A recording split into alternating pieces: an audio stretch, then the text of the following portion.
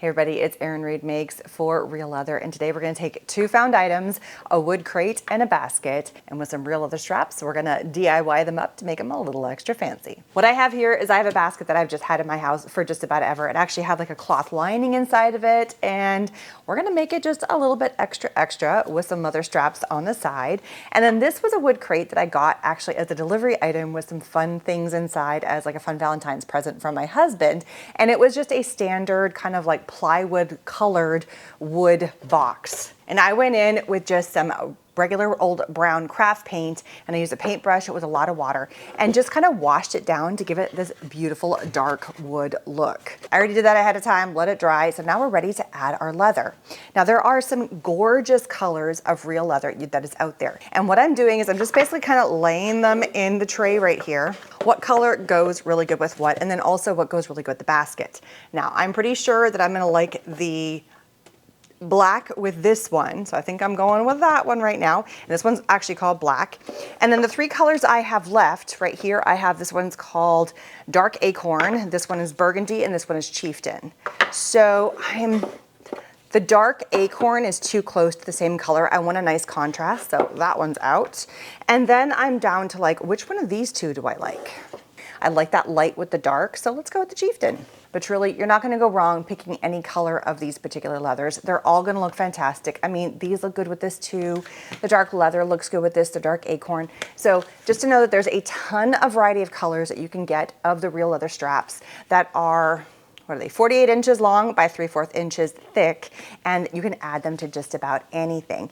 Goodwill, Upcycle stores, Dollar Tree, other craft stores, they'll have kind of wood crates, maybe a little bit thicker, a little bit bigger, a little bit smaller, a little bit deeper, but you can find them and you can zhuzh them up with a little bit of paint like I did. The other thing we're gonna need is some furniture tacks. This is just gonna be a really simple leather strip that we're gonna add to this, and it's gonna create little handles that we're gonna put on this wood crate. Now here I have some brass ones, and here I have some like patina colored ones. You can't go wrong with any of them, but I think I'm leaning towards, I'm just kind of looking at them like, which one do I like the best? And I think I like the brass colored ones. So I'll save these for another project. So we're looking at cutting these at about 11 inches. And so I've got an 11 inch. I'm gonna lay this down just so I have a nice firm way to cut this. And I have my rotary blade here.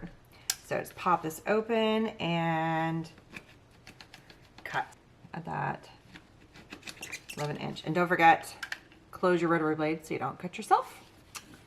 What I'm doing right here is I've already kind of made a mark on both sides, and these are like, I took my ruler and it's about 11 inches, it's a little bit shy. I went to 5.5, and then I went 2 inches on either side, and I made a mark on both sides. I'm now coming in with my strap, and I'm gonna make 2 marks. And I'm actually gonna put 2 brads. Now this whole length is 2 inches, so that makes it very easy to mark because the height of that is 2 inches. And I'm gonna do one at the 1.5. I'm just gonna put a little hole, one at the 1.5. So I've got a little marking right here at 1/2 and 1.5. I'm gonna do that for all the straps. So now I've got all my spots where I've got my mark. I have a little punch here that makes really tiny holes. I just wanna get a starting point, so that way I'm not going through with the tack. And I'm gonna go, I've got about medium size. So I'm just gonna come in here and just start the hole right there. And you can already see it's enough to push the tack through. There it is, perfect. So now I don't have to start from scratch. So I'm just gonna continue to come in and like punch a little hole right where I've made a marking. And it's as simple as just come in and push. And I'm just chesting them all with the tack just to make sure it goes through cleanly. All right, just testing that last one right there. Done, we're good to go. Like I said, I've already made the marks right here, and I'm gonna line this up. So here it's lined up. I'm gonna push in my first tack right there, and I'm gonna use my hand to kind of get it started. And then I'm gonna take the second tack and do the same thing. And now I'm gonna come around to the other side, line it up. I have my marking right there. Do the bottom one to kind of secure it in place first. And then here is the second one. Now I have a handy dandy mallet. There we go. How pretty those look. They look just so nice on there. It really kind of jazzes the whole look up. Now, time for the other side. And there you go. Look how fast and easy that is to add those little handles on there. Those brass tacks work perfect inside. And now you've taken a cute little wooden container and you've jazzed it up by adding some leather straps aside. How easy is that? And you can pick it up nice and wonderful. Now it's just a matter of what are you gonna put inside of here? You can decorate with whatever you like. All right, let's move to the basket. So just like before, we're gonna use our rotary blade. This time we're gonna cut these down to 7 inches. I just like the look of that. So we're gonna go to 7 inches, get our little flat, it's basically our guide, our ruler is acting as our guide, and trim. And we need 2 of them. So we're gonna add 2 little straps. I'm gonna put this up here so I don't lose it. And 2. Don't forget, close your blade. We're gonna put our little X. So I'm gonna draw a line right here. So we're about a 1/2 inch. Do the same thing for the other side. Come in, make a mark about a 1/2 inch. Just going side to side so I can see that marking. I'm gonna do it for all 4. Now, right where we had those markings, we're gonna go ahead and put in our punch again.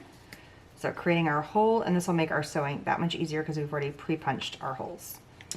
So I've already done one of the little tabs here, and as you can see I did a straight stitch, and I did about 3 stitches going all the way around. You can see it, and I've hidden the knot and the closing on all of it. So let's do the second one. So first we're starting with some wax twine. You can find this on by the spool over at Realeather. So we're gonna go ahead and go through a needle that's big enough to fit our wax thread.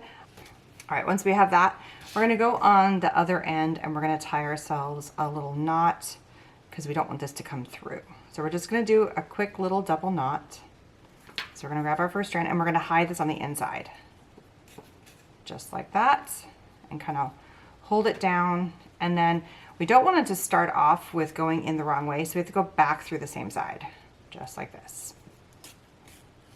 And there it is. And we're gonna go ahead and go through and then through here.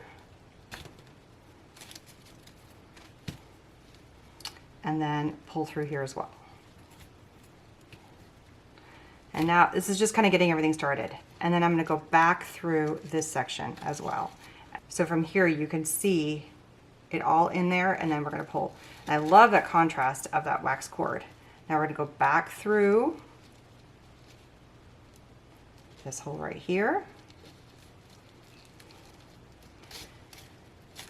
And we're gonna tighten everything up. Make it nice and tight. And then we're just gonna keep on going through all of our holes that we've created. I'm gonna go under this post right here. So if you can kind of pull off the side, I'm gonna go under the post and I'm gonna go back to the same hole again that we've created. And if this gets too hard to pull, tweezers can be your friend, and or like pliers can be your friend. Sometimes that needle is just a little sticky because of all that wax thread. And then push through again. Back to that hole. Again, it's starting to get a little sticky because that wax thread, it bonds really well, but it sometimes gets stuck. And then we're gonna go one more time through. And make sure you're pulling really nice and tight. And it's okay if it moves around on itself, that's cool. And I'm gonna go back through one more time, but this time I'm not gonna go all the way through. We're just gonna go part way, and we're gonna pop out in the middle, right there.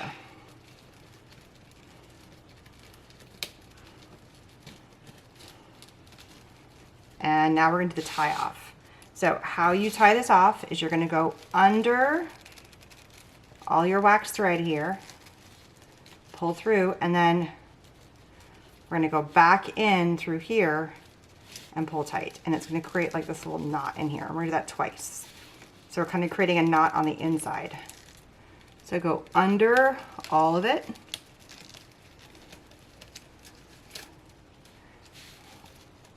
And you've got this loop, we're gonna go back in through. So I'm kind of going around all of that threading we just did. And then come in as close as you can to where that is and snip. There we go. And boom.